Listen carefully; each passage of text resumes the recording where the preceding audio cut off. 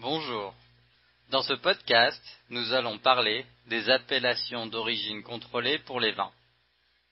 Tout d'abord, qu'est-ce que c'est une appellation d'origine contrôlée ou AOC? C'est un label officiel français délivré par le ministère de l'Agriculture. À quoi est-ce qu'il sert?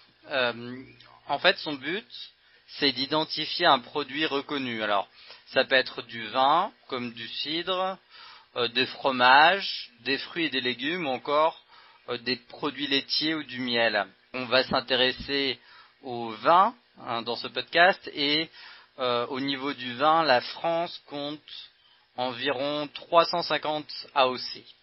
Tout d'abord, qu'est-ce que c'est l'AOC? On va voir un petit peu plus précisément ce que ça recouvre. Donc, l'AOC, ça sert avant tout à protéger le nom. À protéger un nom. Alors, c'est pas un nom qui renvoie à une propriété privée.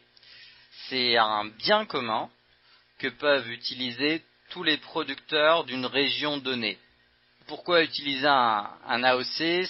Ça permet d'assurer le bon fonctionnement de la production de vin, c'est-à-dire s'assurer que les vins sont conçus en respectant des normes et des traditions régionales.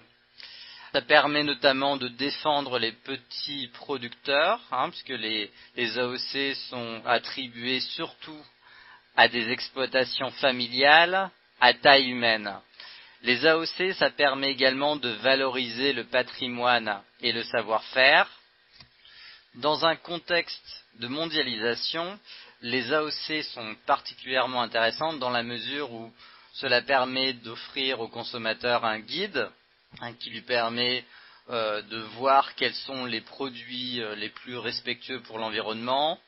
Et du point de vue du producteur, ça permet de promouvoir à l'international des vins de qualité, des vins qui s'opposent à des produits standardisés, tels qu'on peut les voir souvent dans le monde agroalimentaire.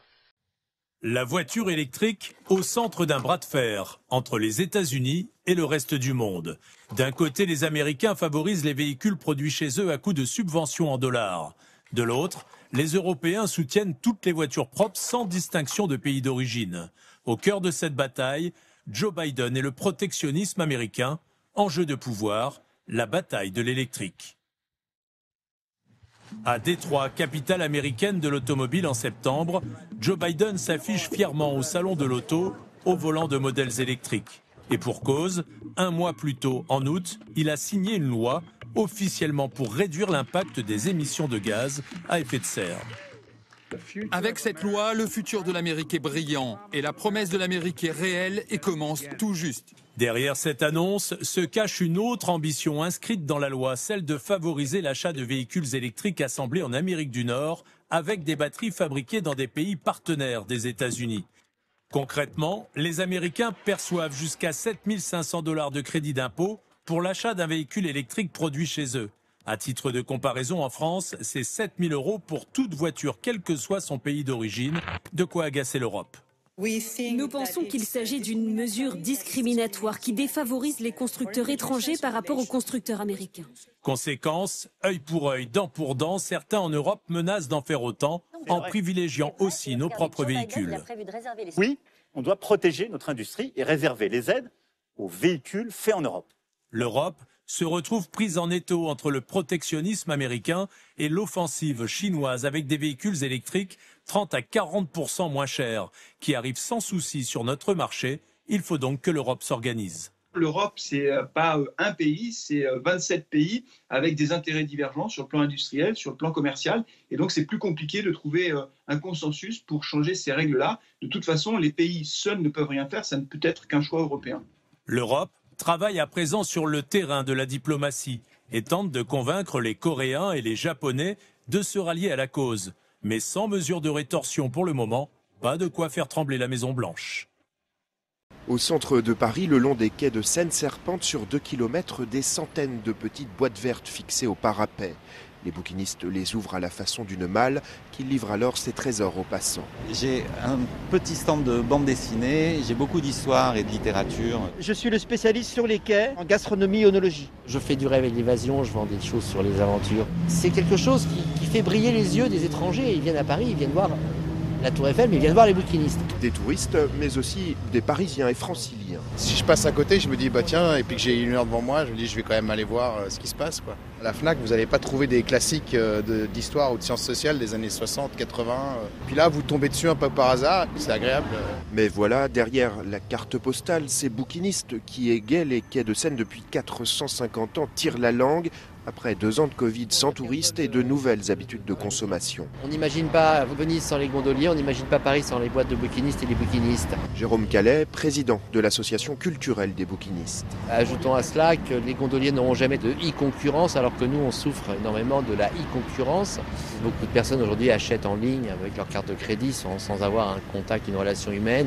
Autour de lui, d'autres bouquinistes ont cédé aux sirènes de la vente en ligne. Il y en a un qui vient de fermer parce qu'il m'a dit texto, je me suis mis à vendre sur le net, ça m'est beaucoup plus simple, j'en vends plus et je les vends plus cher. Je vois pas pourquoi je vais continuer à m'emmerder à venir sur les quais. Alors pour lutter contre cette désertification culturelle des quais de Seine, la mairie de Paris a lancé un appel à candidature pour attribuer 18 emplacements.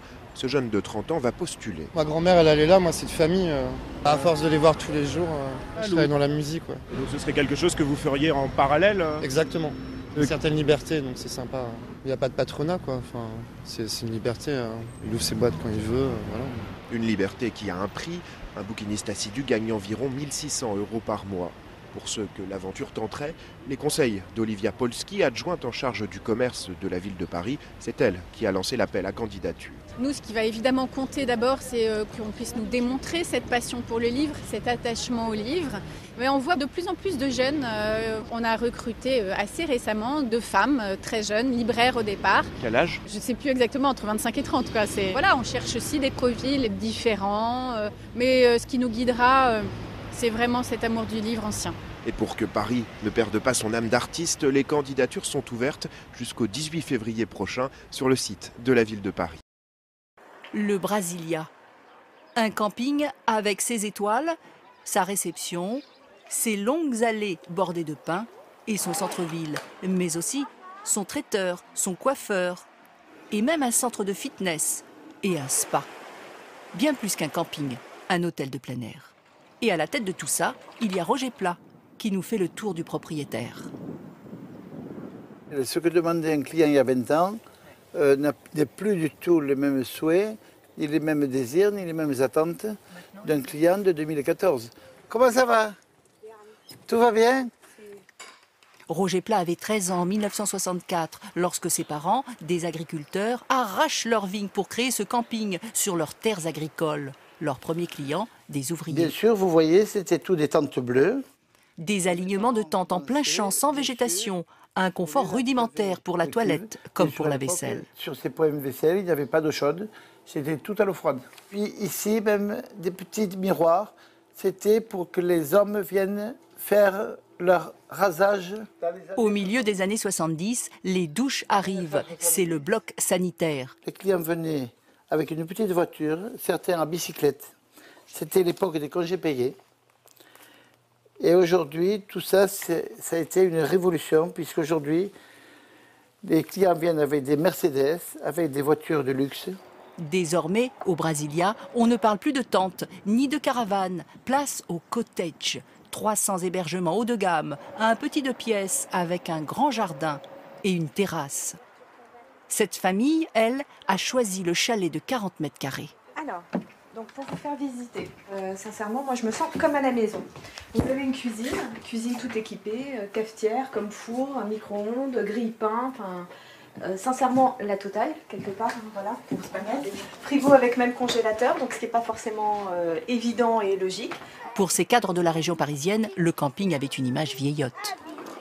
Et quand mon mari m'a parlé d'aller en camping, je me suis dit, bon sang, me retrouver avec mes enfants, 4 et 5 ans quand même, donc plutôt en bas âge. Se retrouver dans un camping, je me suis dit, ça va être l'horreur. Le côté des bêtes partout, etc. Là, on a la climatisation, on a tout ce qu'il faut. Et cela pour 600 € la semaine. Ce sera le double en haute saison. Pour ces 2 enseignants originaires de Béziers qui viennent pour la première fois, Le calcul est vite fait. Très agréable et moins cher qu'un hôtel ou une chambre d'hôte dans laquelle on ne pourrait pas aller forcément pendant 4 jours avec 2 enfants, quoi. Ce qui fait aussi le succès, c'est que les gens ont l'impression de faire du camping sans en faire vraiment, sans avoir à supporter les contraintes du réel camping. Donc. Et la dernière réalisation du camping, un parc aquatique avec cascade et piscine chauffée. Un investissement d'1 million d'euros. Le fils d'agriculteur est devenu un véritable homme d'affaires à la tête d'une entreprise qui emploie 25 personnes à l'année.